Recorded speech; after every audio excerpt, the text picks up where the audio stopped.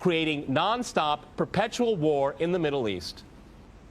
Well, I'm going to make this interesting and disagree with everyone. Okay. I do not accept the premise, which probably isn't too much of a surprise, but nonetheless, I reject the premise that the whole point of the so-called war on terror or investing in the Mujahideen was to somehow fight terrorism or to make a better world.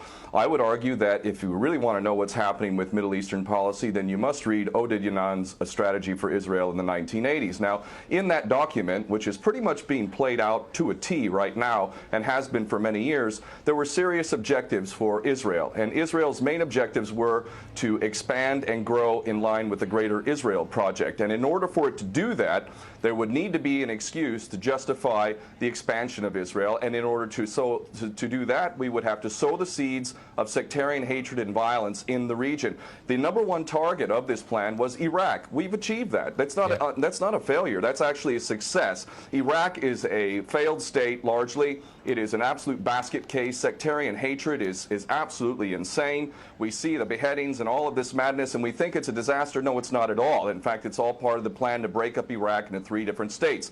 When we look at Syria, we also find that the goal is once again the same thing: sow the seeds of sectarian hatred and basically turn that nation into a basket case.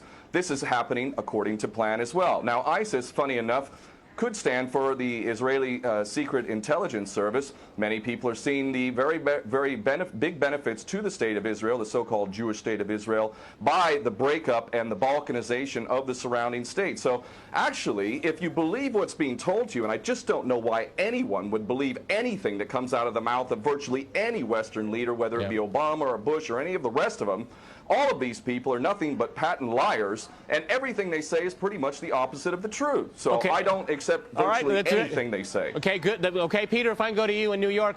I mean, there is absolute continuity between the policies of Iraq and breaking it up and breaking up Syria as well. It is beyond naive to suggest that the U.S. doesn't have its fingerprints all over ISIS. In fact, tell me this: why has ISIS never once, or al-Nusra Front or al-Qaeda, not once have they attacked Israel? In fact, ISIS militants are getting medical attention in the Golan Heights and in Israel itself. What does that tell you? There is absolute continuity, but the actual policy, just like the Project for a New American Century laid out very clearly, that a, quote, new Pearl Harbor would be necessary to achieve this goal of full spectrum dominance. You could never tell the American people, or the world for that matter, we're going to fight wars of aggression where we're going to have to invade and occupy, we're going to have to spend hundreds of billions, if not trillions of dollars to achieve the goal of full spectrum dominance, which is to control, absolute control over air, land, sea, and space and cyberspace. The American people never would have bought it, so you can't tell them that. You have to tell them a bunch of lies, and we see this over and over again. What you have to do, Ken, if I can go... It would actually be a question that there must always be a boogeyman. In fact, you're sitting in Russia now. For 50 years plus, we were fighting this Cold War that really was an absolute charade to begin with. There never really was a threat of a Soviet invasion. And for decades, we spent insane amounts of money developing nuclear weapons to the point of really completely, totally collective insanity. And here we sit today in a world that threatens a third world war with a policy that is clearly intended to totally destroy Syria. Let's see what happens. If we take Bashar al-Assad out of the equation in Syria, does anybody with half a brain not understand that that vacuum that's going to be created is going to be a vacuum filled by the most powerful interests there? And who is that right now? Well, that would be our best friends and allies, these little Frankenstein monsters that we create, whether it's al-Qaeda or al-Nusra Front or the latest ISIS monster that we've created. Those are the ones that are going to fill that vacuum, and that fits perfectly in line with Oded Yanan's A Strategy for Israel in the 1980s. And if these other two gentlemen haven't read that document, I seriously suggest you do. Another thing that's really worthy of pointing out is the so-called Islamic State is anything but Islamic. And yes, there is a war on Islam. Islam is very understood by many Muslims around the world to be absolutely 100% forbidden for you to forcibly convert somebody to Islam or kill them.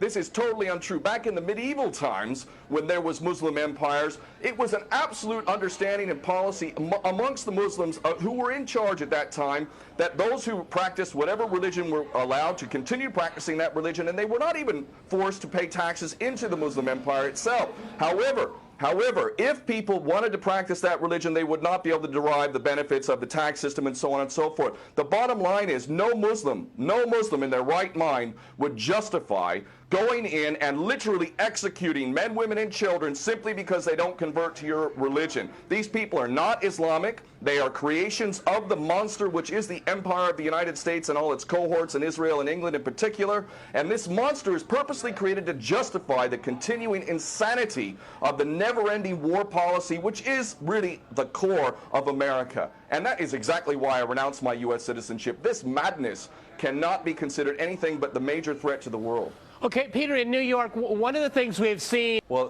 there are very obvious solutions. One is to arrest the traitors in the U.S. Congress and White House who have sworn to uphold the U.S. Constitution, and somehow the American people have sat by while the president has afforded himself the power to execute anyone, anywhere, anytime, for any American citizen to be detained without any due process of law, no representation, incognito, and theoretically he could be condemned to death by a military tribunal in secret and executed. All of this operating under supposedly the United States Constitution. So all of these traitors need to be arrested first and foremost. When Netanyahu came to the Congress a couple of years back, he received 29 standing ovations by these cowardly chicken hawk traitors. So the American patriots need to stand up and grab a pair and ultimately have some integrity and get rid of these traitors. Secondly, cut off all funding to Israel. Israel is a pariah state, a criminal state. It is committing active policies of genocide by the legal definition of the word according to Black's Law Dictionary. That country needs to be cut off right now. All of their attention needs to turn inward. Stop your little empire endeavors and full spectrum dominance and all of this sort of madness. Start taking care of your infrastructure back home. Start taking care of the American citizens who have worked their whole lives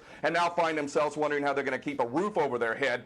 All of that is very obvious and very sensible. Or America can continue to decline into an absolute total pariah state, hated and resented around the world, and maybe bring the whole world into World War III. I would prefer that we do the former instead of the latter, but ultimately we need some serious change in government, and that means getting rid of these traitors.